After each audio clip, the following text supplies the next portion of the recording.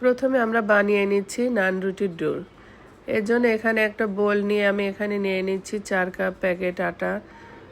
তারপরে দিয়ে দিচ্ছি এখানে 2 টেবিল চামচ গুঁড়ো দুধ, 2 টেবিল চামচ চিনি আর 1.5 টেবিল চামচ দিয়ে দিচ্ছি ইস্ট।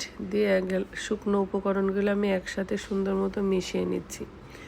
মিশিয়ে মাঝখানে জায়গা করে নিয়ে এখানে দিয়ে দিচ্ছি একটি ডিম। তারপরে দিয়ে দেব 2 টেবিল চামচ তেল। তারপরে দিয়ে দিচ্ছি এখানে 1.5 চা চামচ লবণ। দিয়ে এটা মিশিয়ে নিয়ে হালকা কুসুম গরম পানি দিয়ে আমরা এখন ডোটা আস্তে আস্তে মেখে নেব।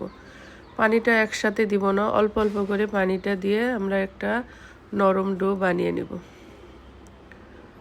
বেশি নরমও হবে না, বেশি আবার শক্ত হবে না, ডোটা যেন শক্ত না হয়। অল্প অল্প করে পানি দিয়ে একটা সফট ডো বানিয়ে নেব। ডোটা এরকম কিছুক্ষণ মথে নেওয়ার পরে আমরা উপর থেকে কিছুটা তেল দিয়ে একটা ক্লিন র্যাপ দিয়ে অথবা একটা ঢাকনা দিয়ে এভাবে আমরা ঢেকে রাখবো যতক্ষণ এটা ফুলে ডবল না হয়। তারপর আমি এখানে নিয়ে নিয়েছি গরুর মাংসের কিমা 500 গ্রাম। এটা আমি ব্লেন্ডারে ব্লেন্ড করে কিমা করে নিয়েছি। ওই একই ব্লেন্ডারে এখন আমি কিমাটা দিয়ে দিচ্ছি। দিয়ে এখন এর মধ্যে এখন দিয়ে দিব আমি একটা ডিমের সাদা অংশ।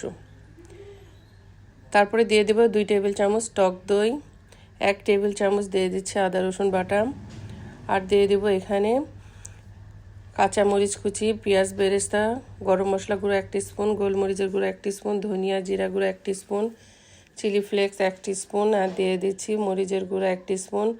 তারপরে দিয়ে দেব মরিচ কুচি আর দিয়ে দিচ্ছি লবণ আর চিনি। তারপরে এখানে দিয়ে দেব 2 টেবিল চামচ সুলার বেসন।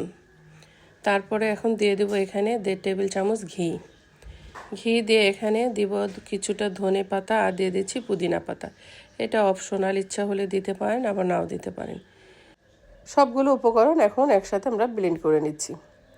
ব্লেন্ড করা না হয়ে গেলে আমরা এখানে শিক কাবাব বানাচ্ছি। শিক কাবাব কাঠি না থাকলে আমরা একটা ফয়েল পেপার এভাবে রোল করে নিতে পারি। এভাবে রোল করে নিয়ে আমরা কাবাবগুলো এর সাথে এভাবে বানিয়ে নিব।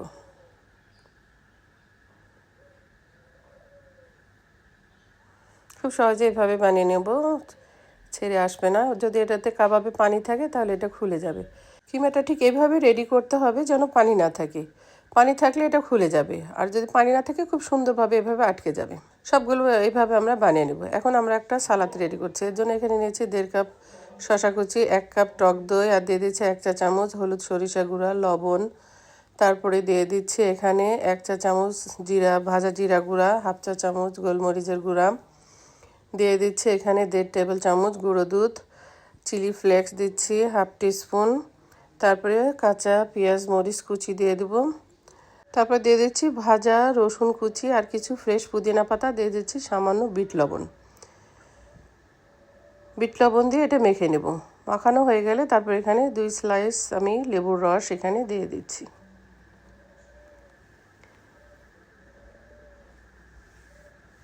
দিয়ে মেখে নিলেই হয়ে যাবে আমাদের সালাদ রেডি। আমাদের ডোটা ফুলে ডবল হয়ে গেছে। এখন এটাকে কিছুক্ষণ মথে নেব।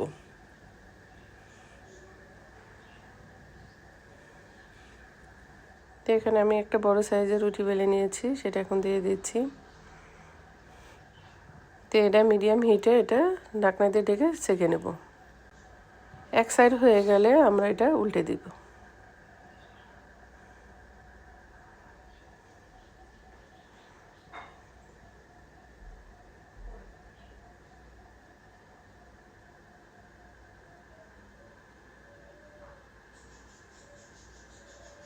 রুটি হয়ে গেলে এখন আমরা এখানে বাটার ব্রাশ করে দিচ্ছি। এখন আবার কাবাবের জন্য একটা তেল রেডি করছি। সেটার জন্য এখানে সরিষার তেল আর কিছুটা ঘি দিয়ে আমরা এই তেলটা তৈরি করে নিচ্ছি। এখন গ্রিল প্যানে ওই তেলটা আমরা ব্রাশ করে নিচ্ছি, দিয়ে একে একে কাবাবগুলো দিয়ে দিচ্ছি।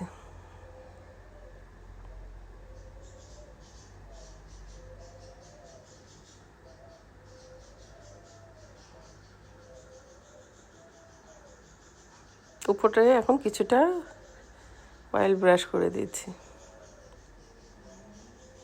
দিয়ে আমরা মিডিয়াম হিটে এটা ছেঁকে নেব। এক সাইড হয়ে গেলে আরেক সাইড আমরা উল্টে দেব।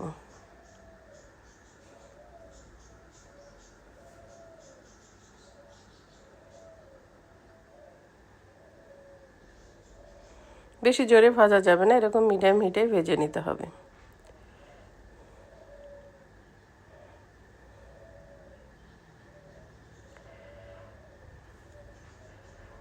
দিয়ে আমরা ঢাকনা দিয়ে ঢেকে সবগুলো হয়ে গেছে। এখন মাঝখানে জায়গা করে আমরা কয়লার ধোয়া দেবো। এর জন্য একটা এখনও জ্বলন্ত কয়লা নিয়ে নিচ্ছি, নিয়ে এখানে কিছুটা ঘি দিয়ে দিচ্ছি। তো এটা ঢাকনা দিয়ে কিছুক্ষণ ঢেকে রাখলে আমাদের স্মোকি ফ্লেভার চলে আসবে, তাহলে রেডি হয়ে যাবে আমাদের ঘরে সুস্বাদু শিক কাবাব। ভালো লাগলে অবশ্যই এটা ট্রাই করবেন আর কমেন্ট করে জানাবেন কেমন লাগলো।